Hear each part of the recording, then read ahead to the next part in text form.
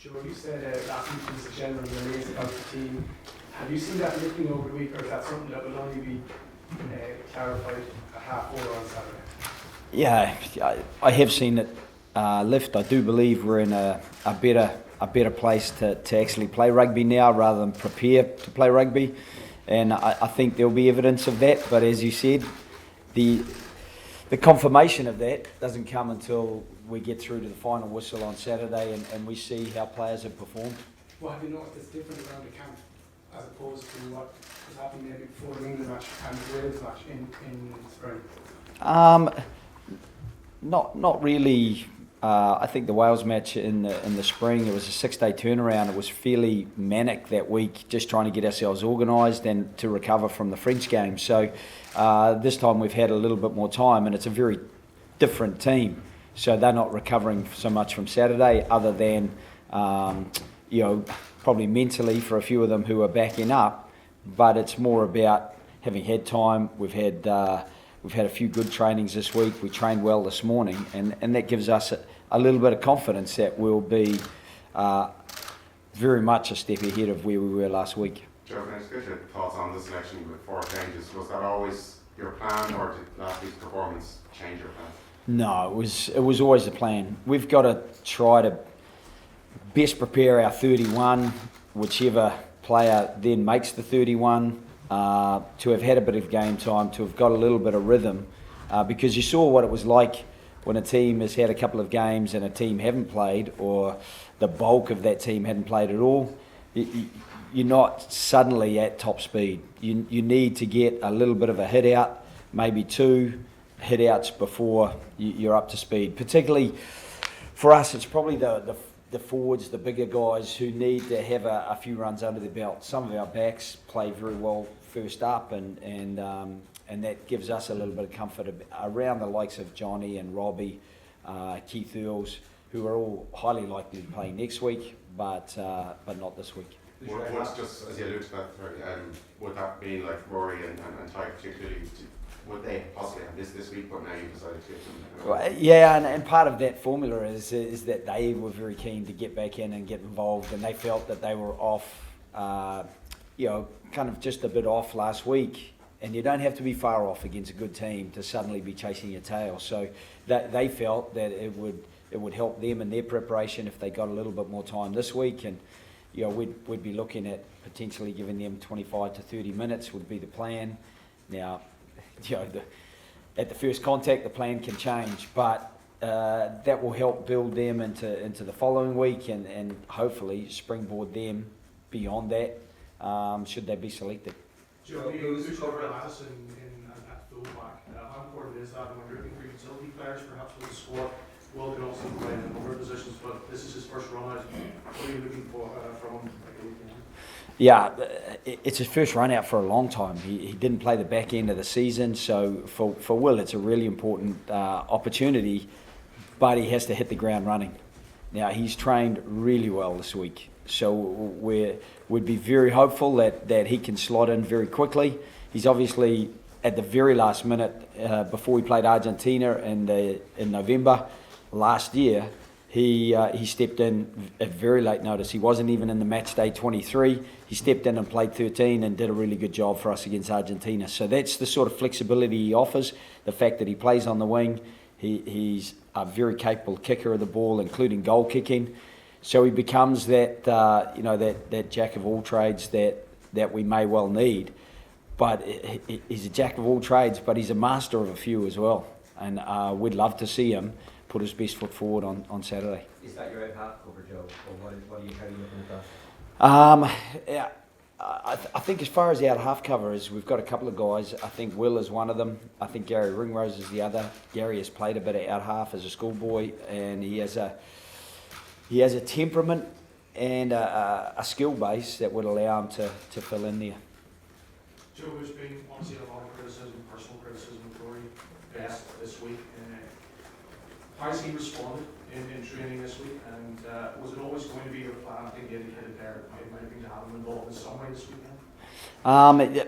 It wasn't originally the plan, but the plan is always, it's fluid because it has to be. You get guys who pick up knocks or the guys who need a little bit more time, and Rory wants to get a little bit more time because he feels that he was underdone, and he didn't have the energy in his legs, and therefore when that fatigue kind of starts to affect other elements of the game. But I think the people who maybe really launched the criticism at him, I think some of it is unfair. The quality of what he provided as far as his support play and his breakdown work was still of a really good standard. And, you know, to put his performance in a nutshell, that is the line out, when there are so many moving parts, he'll be disappointed with a few throws, but at the same time we're disappointed with maybe a couple of the calls, a little bit of the speed and shape of the movement. So there is a little bit of, I think, undue criticism. At the same time, Rory is very self-critical, and so he is very conscious of wanting to improve himself. I'm not sure he's read what's external, but I know internally he sets an incredibly high benchmark for himself. He didn't reach that benchmark, and he's very keen to re-establish that benchmark coming off the bench on Saturday. Joe, it's going to be a big day for Jack Hardy. What do you hope to see from him in the 10 years? Just what he's provided at training, what he provided last time he came on in the Principality Stadium in that last few minutes. I thought he was self-assured. I thought he was accurate. He did a fantastic little grubber kick across for Jacob Stockdale to pick up, which got us in behind him. Jacob almost scored, and it built to the try that we did get. So I'd like to see that. I think he came off the bench, and two of the tackles, if you look back, two of the tackles he made were outstanding tackles. He got off the line, he chopped the player very quickly, and those are the elements that we'd love to see. He's obviously got a pretty accomplished kicking game, and he has to meld all those things into the performance he puts out there individually himself, but also he's got to bring other players into the game. He's a conduit for so much of what happens, because the 10, so much of the game flows through the 10. So it's a massive task for Jack, but we're really looking forward to seeing how he goes. Joe, when you consider what happened last weekend, has this game suddenly turned into one of the most important games in recent years for you?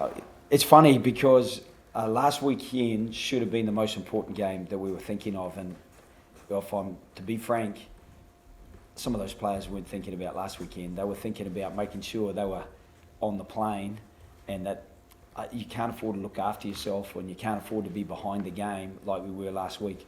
So it is the most important game for a long time, because each week it should be the most important game. And I know that's a cliche that we have continually, I suppose, repeated over the last 6.5 years that I've been involved, but it's allowed us to probably get ahead in games.